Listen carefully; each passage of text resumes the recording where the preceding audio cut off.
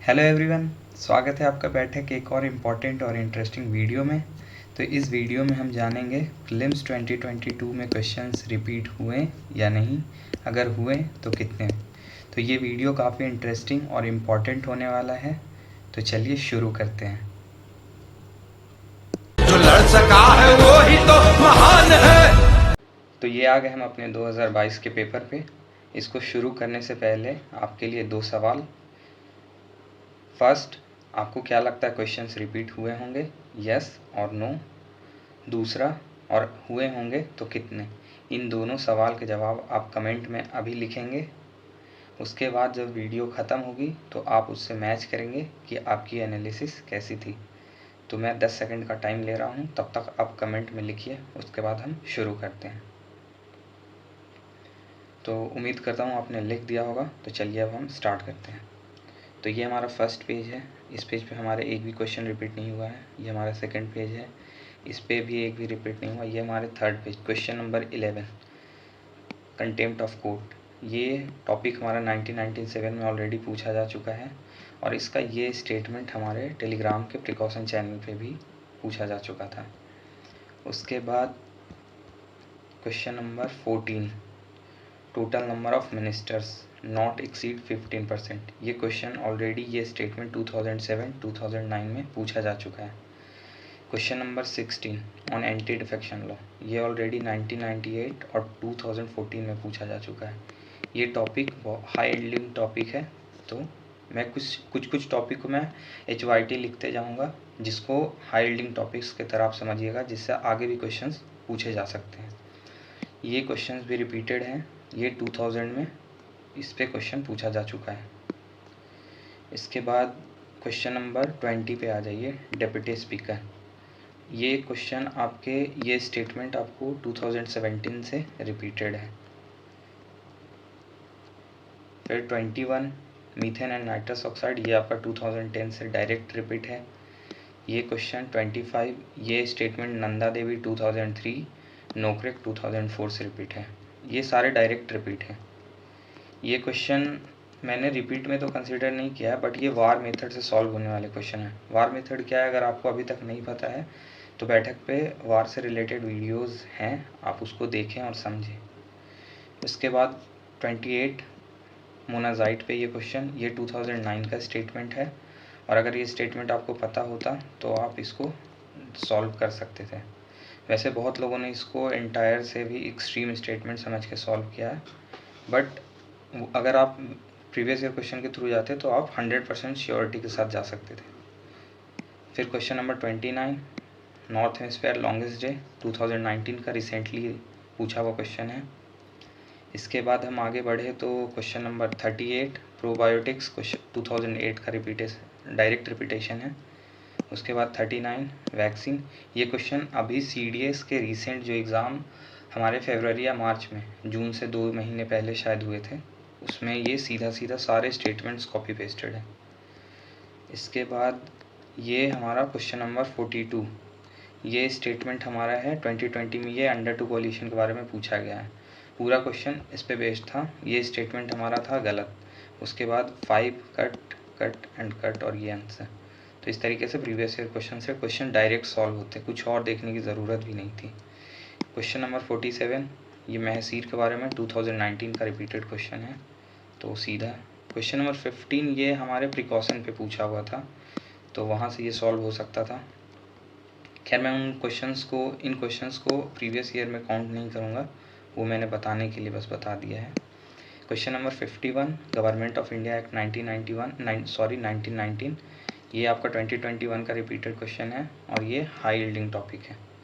फिर इधर आप आ जाओ, प्रपोजल ऑफ क्रिप्स मिशन, ये हाई यील्डिंग टॉपिक है और अभी तक का सबसे ज़्यादा पूछा जाने वाला टॉपिक है UPSC का। 1998, 1999, 2002, 3, 8, 9, 10, 13, 16, ऑलमोस्ट 10 टाइम्स, और ये 11th टाइम।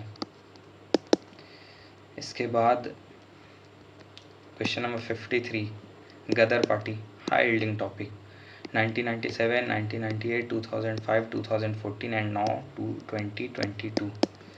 तो उम्मीद करता हूँ आपने इन चीज़ों को नोटिस किया होगा। अगर नहीं किया है तो अब करिए, क्योंकि इसकी ज़रूरत है।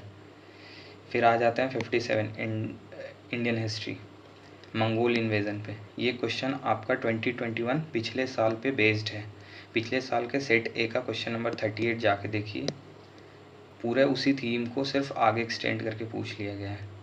नेक्स्ट 61, ये क्वेश्चन आपके पिछले साल के 2021 के सेट ए के क्वेश्चन नंबर 7 और 8 के कॉन्सेप्ट पे बेस्ड है, बस लैंग्वेज चेंज है। Question number 64, bank board bureau 2019 का रिपीटेड टॉपिक है, जो कि ये ऑप्शन पिछले साल के एग्ज़ाम में पूछा गया था 2019 में, और उसी को आगे एक्सटेंड किया गया। और देखिए क्वेश्चन नंबर 66, ये 2015 के पैटर्न पे है, आप इसको चेक कर सकते हैं। ये स्टेट में AIIB के बारे में 2019 में पूछा गया था, SCO के बारे में 2007 में पूछा गया था। अगर आपको ये दोनों पता होता 1-3, तो 1-3 के अलावा और कोई ऑप्शन था नहीं, तो यही आंसर होता। क्वेश्चन नंबर 68 आ जाइए, controlling inflation and price stability. ये आपका 2015 और 2020 में पूछा हुआ क्वेश्चन है, और रिजर्व बैंक ऑफ इंडिया, ये हाई यील्डिंग टॉपिक है। और आगे चले तो क्वेश्चन नंबर 17, रिजर्वायर 1996 में घाट प्रवाह के बारे में पूछा है, 1999 और 2005 में गांधी सागर के बारे में पूछा है। इसके बाद ये क्वेश्चन हम वार मेथड से सॉल्व कर सकते थे, लेबर ब्यूरो वाला।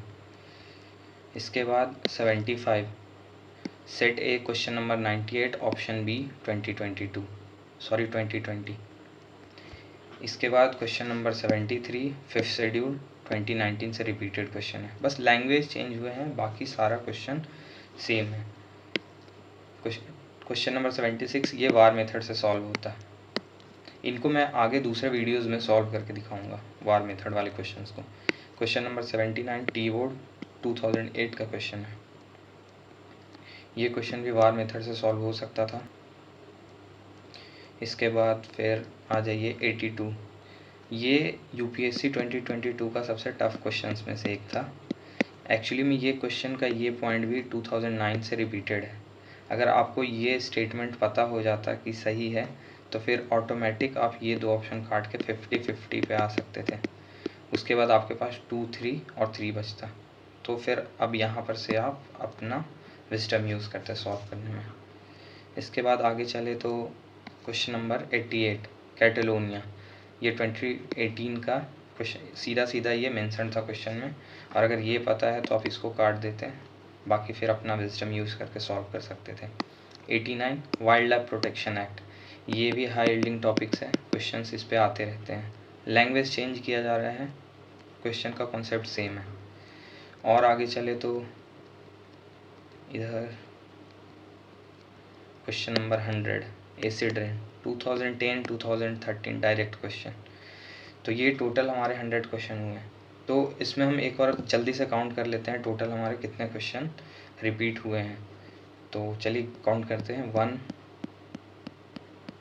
2, 3, 4, 5, 6, 7, 8, 9, 10, 11, 12, 13, 14, 15, 16, 17, 18, 19, 20, 21, 22, 23, 24, 25, 26, 27, 28, 29, तो 29 क्वेश्चंस, 29 टॉपिक्स जो हमारे रिपीट थे, जिसमें से बहुत सारे क्वेश्चन डायरेक्ट भी हैं और इनडायरेक्ट भी हैं। तो इसका नीचे मैंने कुछ एनालिसिस कर रखा है, तो वो मैं आपको दिखाता हूँ।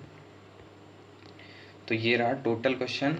मैंने इसमें क्योंकि एक CDS वाला क्वेश्चन भी था और एक क्वेश्चन और था, तो मैंने 26 से 28 के राउंड में लिया है, और इसको मैंने और वो कर दिया, सिंप्लीफाई कर दिया है 25+, जिसमें से जो रिपीटेड क्वेश्चन डायरेक्ट और इनडायरेक्ट मिला के हैं वो अप्रॉक्स 20 है, और जो रिपीटेड इसमें बहुत सारे थीम हैं, लाइक UNGA वाले जो क्वेश्चन हैं, तो ये सब रिपीटेड थीम वाले क्वेश्चन हैं। तो ऐसे 6 से 8 क्वेश्चन हैं, तो यहाँ से अप्रॉक्स, तो अगर आप 25 भी लेते हो तो आप समझो इस बात को, हम जितने करंट अफेयर्स के बुकलेट पढ़ते हैं 400 500 पेज के, अगर इन टॉपिक्स पे प्रीवियस ईयर क्वेश्चंस पे अगर उतना एफर्ट आप डाल दो तो आप समझो, मैंने आपको जो डडाब का क्वेश्चन दिखाया जो यूपीएससी 2022 का one of the toughest question था, वो भी पीवाईक्यू से सॉल्व हुआ।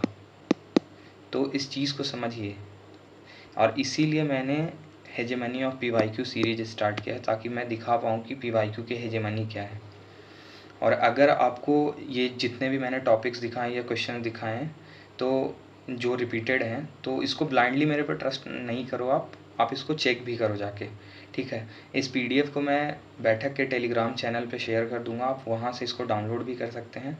और अगर आपको चाहिए कि मैं जितने क्वेश्चन रिपीट हुआ उस पर मैं डिटेल में वीडियो बनाऊँ, तो आप कमेंट में बताइए, मैं सारे टॉपिक सारे क्वेश्चंस पे मैं वीडियो बना दूंगा।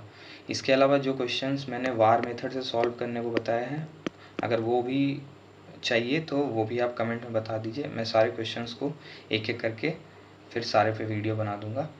तो बाकी मैं यही कहूँगा कि थोड़ा प्रीवियस ईयर क्वेश्चन पे तवज्जो देना स्टार्ट कीजिए, क्योंकि ये सबसे अंडररेटेड है, और इसकी वैल्यू कीजिए, अपने एफ़र्ट्स को सही डायरेक्शन में कीजिए, because efforts are important but knowing where to make the efforts make the difference. तो उस डिफरेंस को लाने के लिए एफ़र्ट्स को सही डायरेक्शन में डालिए और बाकी काम करते रहिए। तो फिर तब तक के लिए लड़ते रहिए, पढ़ते रहिए, बढ़ते रहिए। मिलते हैं फिर बैठक पे।